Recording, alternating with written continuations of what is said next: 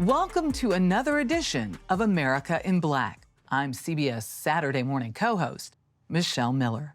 For more than a century, historically Black colleges and universities have produced some of the best and brightest students in the country, graduating 80% of Black judges, 50% of Black doctors, and 40% of Black engineers. They're doing it without billions of dollars owed to them by state governments. But these historic schools and their students are fighting back, fighting for the money they say is rightfully theirs. On the campus of Tennessee State University, let's go, Big Blue! Proud alumni join current students in what's called Coming Home Weekend. I love that TSU has made it through so many generations. Generations of TSU Tigers connected by more than just pride. They share the common HBCU experience, having to do more with less.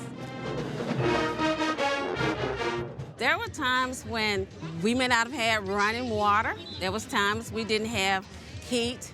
As a professor in the music department, I'm still playing on instruments that's been here since 1962 that are older than me. And there's a reason for that. The state of Tennessee owes TSU $2.1 billion. That's according to federal calculations. It's more than that, though. That's only half of it. Tennessee State's first woman president, Dr. Glenda Glover, was at the helm of the discovery. When did you realize that TSU wasn't getting the funding it should? Well, I had been here probably a couple of years, and the CFO and I were going through the financial statements, and I kept noticing this line that said transfer. Transfer, meaning? So that was the question. So it's like, transfer, what are we transferring? And her response was, that's the funding that we're not receiving from the state.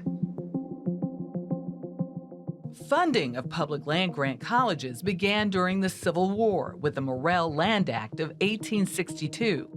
It provided resources for every state to set up public institutions with a focus on agricultural research and education. But Black students were rarely admitted. So in 1890, the federal government gave states two options: accept Black students or fund a separate school for them. Most Southern states chose the latter. By law, states were supposed to equitably distribute what the feds paid out and provide a one-to-one match from its own budget. Tennessee didn't do that for more than 100 years, according to its own budget records. So I called in Representative Harold Love, in whose district TSU resides, to see what we could do to get this funding. Here are budget books in here from 1957 to 2020. Representative and TSU alum Harold Love Jr. now chairs the committee investigating where the money went. So I want to show you actually the budget books that I looked in to discover TSU's underfunding. So you look at UT's funding here. You see UT Ag, UT Ag. Tennessee State, no land grant funding. So no funding. Not even in the budget. And then through his research, Love found that his father, Representative Harold Love Sr., had raised the issue back in 1970, releasing a report to state lawmakers, a report that remained buried for more than 50 years. Why would they shelve this information?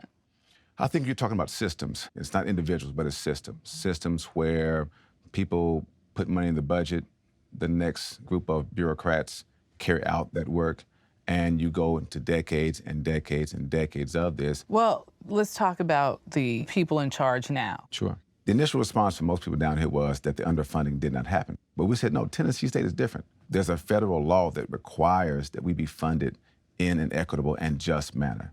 We're like UT. We're supposed to get land grant matching funds. We would get $2 million matched from the state, $4 million, 5.5, any number of numbers we could receive from the state of Tennessee, but never the full match.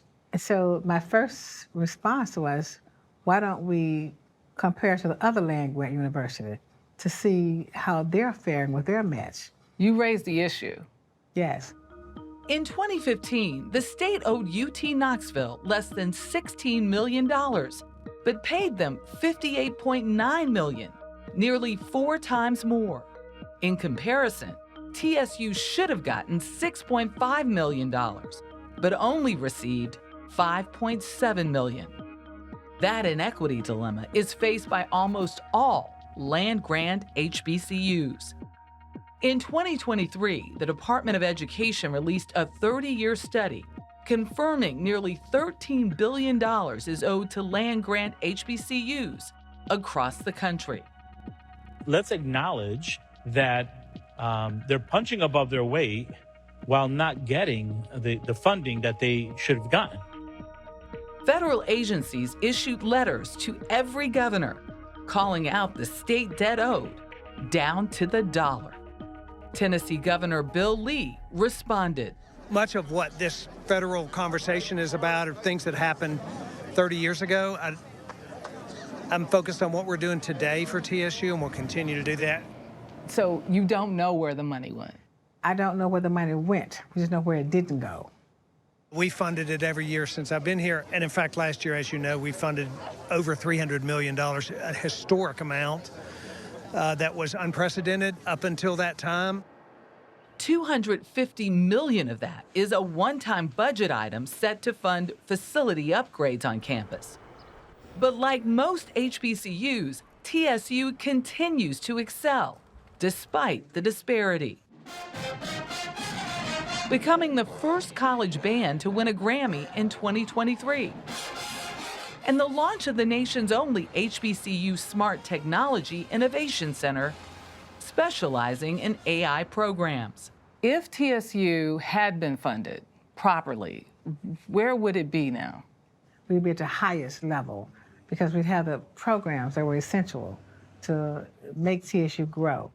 And we have the students. And those students refuse to remain silent. It is our time to take what is ours. We spoke to some of them on the front lines. Mr. and Miss TSU Davin Latiker and Victoria McCrae, outgoing SGA President Darrell Taylor, and former student trustee Sean Wimberly. Well, I tell you that Tennessee State University students, you all, got $4,000 less than a UT Knoxville student. You say what? It's heartbreaking. Yeah. It's like the value of the students here is $4,000 less than the values of the students there. And it's not just Black students. It's not. Any student, of which you have many non-Black students who attend this historically Black college and university. I mean, it sucks. We've all done so many press conferences about this issue, and but when whenever we go back home, we pull the suit off. And you actually look at our campus, our dorms, and you just think about like what we could have been if we each got $4,000 more. I think at a certain point you stop looking at it from Black versus white to like it's just being right from wrong. Yeah. And we watch so many students go home each year because they cannot find the financial aid to remain. And to see that every student has been undervalued at the dollar amount, it just shows our value as a people and our value as a student. In 2023, civil rights attorney Ben Crump joined the conversation. He now represents TSU students. 2024, we're still having to fight these battles. This is a historic civil rights battle.